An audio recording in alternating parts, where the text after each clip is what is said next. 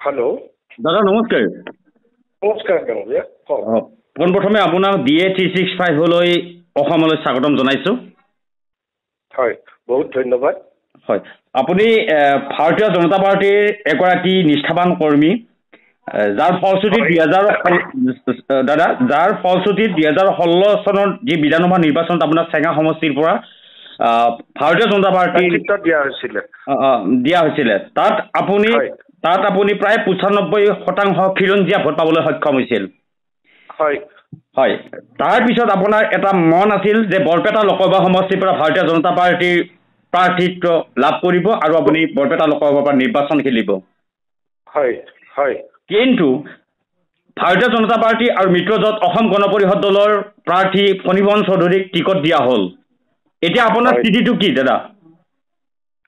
নহয়, স্থিতি মানে এইটোৱে, আচলতে তাত তেখেতসকলৰ গণভিত্তি নাই বৰপেটা লোকসভাত। অসম গণ পৰিষদৰ যদিও তেখেতসকল আমাৰ ভাৰতীয় জনতা পাৰ্টীৰ মিত্ৰজোঁটৰ দল, কিন্তু তেখেতসকলক আচলতে বৰপেটা লোকসভাত তেওঁলোকৰ স্থিতি একেবাৰে দুৰ্বল, নাই বুলিয়ে ক'ব পাৰি। গণভিত্তি নাই। তেনেকুৱা ক্ষেত্ৰত যেতিয়া আমাৰ ওপৰ মহলৰ পৰা প্ৰেছাৰাইজ কৰি তেওঁলোকক চিটটো দিছে, ফলত আমাৰ গোটেই কাৰ্যকৰ্তাৰ লগতে বৰপেটা লোকসভাৰ সমূহ ৰাইজ মানে আশাহত হৈছে, মৰ্মাহত হৈছে আৰু এতিয়া নিৰাশাত ভুগি আছে। এইকাৰণে যে তেখেতসকলে ভাবিছিল যে বহু বছৰ পিছত আমি বৰপেটাত এজন আমাৰ নিজৰ মানুহ পাম আৰু আমি সগৌৰৱে পদুম ফুলত ভোট দিম। তেনেকুৱা এটা প্ৰস্তুতি চলি থকাত আৰু যিহেতুকে তাত 4বাৰকৈ 5বাৰকৈ সাংগঠনিক দিশ পৰ্যালোচনা কৰিবৰ কাৰণে কেন্দ্ৰীয় মন্ত্ৰী আহি পেলাই তাত পৰ্যালোচনা কৰিছিল যে তাৰ পৰিস্থিতিটো কেনেকুৱা। তৎসত্বেও সেই চিটটো অসম গণ পৰিষদক এৰি দিয়াটো মানে আমি ৰাইজৰ লগত ধেমালি কৰাৰ নিচিনা হৈছে। আপুনি নিৰ্বাচন খেলিব? কি ক'লে? আপুনি নিৰ্বাচন খেলিব বৰপেটা লোকসভা সমষ্টিৰ পৰা? মই ৰাইজৰ এই আশাহত তেওঁলোকে যিটো মৰ্মাহত হৈ যিটো এটা ম্ৰিয়মান হৈ গৈছে, তেওঁলোকে যিটো দুখ পাইছে আৰু তেওঁলোকে এতিয়া ৰাইজৰ মুখে মুখে যে তেওঁলোকে নোটাত ভোট দিব আৰু নহয় তেওঁলোকে ভোট দিব নাযায়। তো সেইটো ক্ষেত্ৰত মই ৰাইজৰ ওচৰত থিয় হ'ব বিচাৰিছো যে এটা অথবা যদি তেওঁক ভোট নিদিয়ে, কাৰণ আমাৰ ৰাইজে এতিয়া এইবাৰ কংগ্ৰেছক ভোট নিদিয়ে আৰু CPMকো ভোট নিদিয়ে আৰু বাকীবিলাক দল বা অন্যান্যৰ কথা মই নকওঁৱে, এই দুটা বাৰু ৰাষ্ট্ৰীয় দল, তেওঁলোকক ভোট নিদিয়ে। গতিকে ভোট কাক দিব? আৰু অসম গণ পৰিষদক নিদিওঁ বুলি বহুতে ভিতৰুৱা ৰাইজে অলৰেডি সিদ্ধান্ত লৈছে। আৰু সেইটো কাৰণে মই ভাবিছো যে দলৰ ওপৰত ৰাষ্ট্ৰ, গতিকে ৰাষ্ট্ৰহিতৰ চিন্তা কৰি মই নিজে প্ৰাৰ্থী হৈ থিয় হ'ব বিচাৰিছো। আপুনি ক'ব বিচাৰে যে বৰপেটা লোকসভা সমষ্টি 10টা বিধানসভা সমষ্টি আছে আৰু ইয়াৰ যি ভাৰতীয় জনতা পাৰ্টি যিসকল ভোটাধিকাৰ আছে, তেখেতসকলে আচলতে এই যি সিদ্ধান্ত, ভাৰতীয় জনতা পাৰ্টিৰ সিদ্ধান্ত যে অসম গণ পৰিষদ দল ফণীভৱন চৌধুৰীক এই টিকট এক প্ৰকাৰ প্ৰদান কৰিলে, এইটো ভুল সিদ্ধান্ত ভাৰতীয় জনতা পাৰ্টিৰ। এইটো ক্ষোভ উজাৰিছে আজি ভাৰতীয় জনতা পাৰ্টিৰ সাধাৰণ ভোটাৰে। হয়, ক্ষোভ উজাৰিছে আৰু সঁচাকৈ ভুল সিদ্ধান্ত। মানে কি, নামনি অসম আপোনাৰ প্ৰতিনিধিত্ব কৰে এই 10টা সমষ্টি। বেছিখিনি এই নামনি অসমৰ এইখিনি গোটেই কাৰ্যকৰ্তা আজি দিগ্ভ্ৰান্ত হৈ গৈছে আৰু লগতে ৰাইজৰ দিগ্ভ্ৰান্ত হৈ গৈছে। আৰে আমি বিচাৰিছো পদুম ফুল, তেওঁলোকে নোহোৱা নোপোজাকে আকৌ হাতীটো আনি দিছে।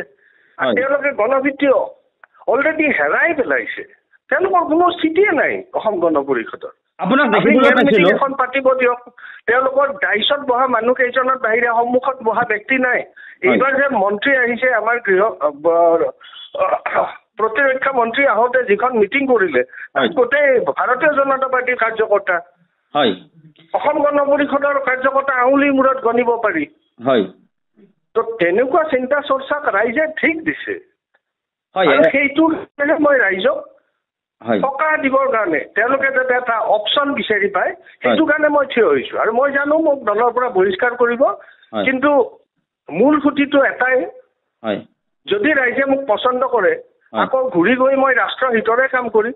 হয় আপোনাক দেখিবলৈ পোৱা গৈছিল দাদা আপোনাক দেখিবলৈ পোৱা গৈছিল আজি প্ৰায় ৩-৪ বছৰৰ পৰা নলবাৰী আদি কৰি বিভিন্ন ঠাইত আপুনি শিক্ষানুষ্ঠানেই হওক বা বিভিন্ন অনুষ্ঠানত আপুনি উপস্থিত হৈছিল আৰু শিক্ষামূলক হওক বা সামাজিক এই চিন্তাধাৰাৰ ওপৰত আপুনি মন্তব্য দাঙি ধৰিছিল অকল ৰাজনৈতিকভাৱেই নহয় আপুনি এগৰাকী ব্যক্তিত্বশালী মানুহ হিচাপে আপোনাক দেখিবলৈ পাইছিলোঁ বহু শিক্ষানুষ্ঠানত আপোনাক গুণজিত অধিকাৰী হিচাপে আপোনাক ৰাইজে পাইছিল এই ক্ষেত্ৰত মই আপোনাক প্ৰশ্নটো কৰোঁ যে আপুনি চূড়ান্ত সিদ্ধান্ত লৈছে আপুনি বৰপেটা লোকসভা সমষ্টিৰ পৰা এইবাৰ নিৰ্বাচন খেলিব হয় হয় মই চূড়ান্ত সিদ্ধান্ত লৈছোঁ আৰু ৰাইজক এইটোৱে কৈছোঁ যে মইতো মানে কি মোৰ যিটো উদ্দেশ্য যে সততা আৰু নীতি আদৰ্শ সন্মুখত ৰাখি আমাৰ এতিয়া অৱশ্যে দলীয় নীতি আদৰ্শৰ মই ক'ব নোৱাৰোঁ মই নিৰ্দলীয় হিচাপ প্ৰাৰ্থী হ'লে গতিকে মোৰ যিটো আদৰ্শ মই যি আদৰ্শত মানে গঢ়ি উঠিছোঁ নিজকে সেই আদৰ্শ আৰু সততাক সন্মুখত ৰাখি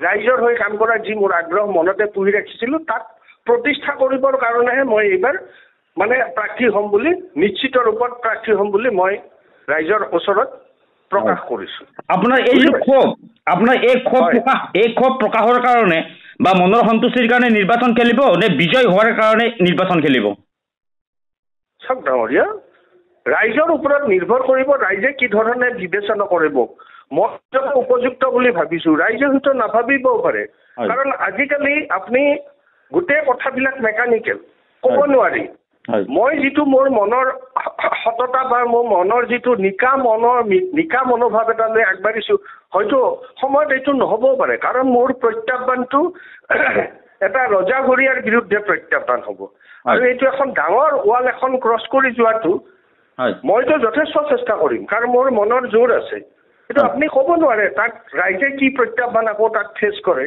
সেইটো এটা কথা আছে ডাঙৰীয়া গতিকে ৰাইজে যদি বিবেচনা কৰে তেওঁলোকৰ বিবেচনাত মই মনোনীত হওঁ তেতিয়া মই জয় হ'ম আৰু যদি নহয় যে আমাৰ যিটো এতিয়া সামাজিক যিটো স্থিতি হৈছে যিটো অৱস্থা হৈছে আমি যিটো সচৰাচৰ পাই আহিছোঁ তো সেইটোৰ পিছত যদি সমাজে দৌৰে তেতিয়াহ'লে তাত খবৰ নাই ডাঙৰীয়া হয় হয় হয় আপুনি যেতিয়া চেঙা সমষ্টি বিধানসভা 2016 চনত নিৰ্বাচন খেলিছিল তেতিয়া 95% আপুনি খিলঞ্জীয়া ভোট পাইছিলে তাত মুছলমান ভোট হিন্দু ভোট এই খিলঞ্জীয়া ভোট আপুনি মুছলমান ভোট সংখ্যা কম পাইছিল নেকি খিলঞ্জীয়াৰ না যে যিটো আপুনি প্ৰায় অনুপাতিকভাৱে মই আমাৰ অসমীয়া মুছলিমৰ ভোট কম পাইছিলোঁ ন ডাউট কিন্তু মোক যথেষ্টখিনি তেওঁলোকে আদৰ সন্মান জনাইছিল আৰু মই যথেষ্ট ভোট পাইছিলোঁ আৰু এটা কথাটো জানে ইমান 70 বছৰীয়া পুৰণি কংগ্ৰেছ দল এটা আমাৰ ৰাইজখিনি নিমজ্জিত হৈ আছিল বিশেষকৈ মুছলিম সমাজ এইটো সঁচা কথা অপেন ট্ৰুথ যে মুছলিম সমাজ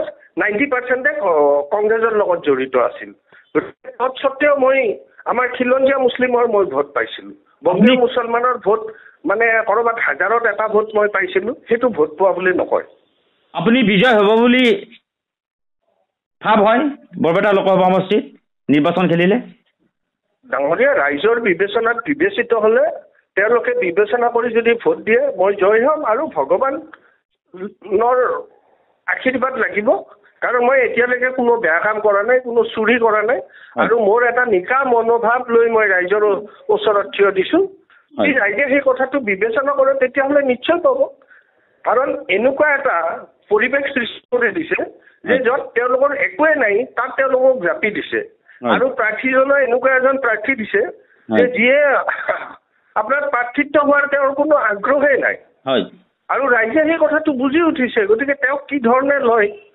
তেওঁ নিজকে কি ধৰণে উপস্থাপন কৰে সেইটো এটা ডাঙৰ কথা ন আৰু আজিকালি মানুহ যথেষ্ট বুদ্ধিয়ক বিবেচনা কৰি চাই যে কোনটো কাম কৰিলে ভাল হ'ব তেনেকুৱা নহয় যে টকা পইচা দি ভোট কিনি ল'ব আৰু ৰাইজে ভোট দিব আমাৰ নামনি অসমতো বৌদ্ধিক মহল আছে চিন্তা চৰ্চা কৰে আজিকালি উঠি অহা যুৱচাম বেছিকৈ এনালাইচিছ কৰে তেওঁলোকে চব কথা তেওঁলোকে পজিটিভ নিগেটিভ চিন্তা কৰিহে আগবাঢ়িব গতিকে তেওঁলোকৰ ওপৰত ৰাইজৰ ওপৰত মই এৰি দিছোঁ মোৰ কোনো আক্ষেপ নাই ডাঙৰীয়া কিন্তু মই নিৰ্বাচন খেলিম হয় গুণজিত অধিকাৰী ডাঙৰীয়া হয় আপোনাক DA 365 অসমৰ ফালৰ পৰা শুভেচ্ছা জনালোঁ আপুনি নিৰ্বাচন খেলক ধন্যবাদ আৰু ইমান সময় দিয়াৰ কাৰণে আপোনাক ধন্যবাদ দাদা বহুত ধন্যবাদ ডাঙৰীয়া আপোনালোকলৈও শুভেচ্ছা থাকিল হয় ঠিক আছে দাদা ধন্যবাদ ঠিক আছে ভাল ধন্যবাদ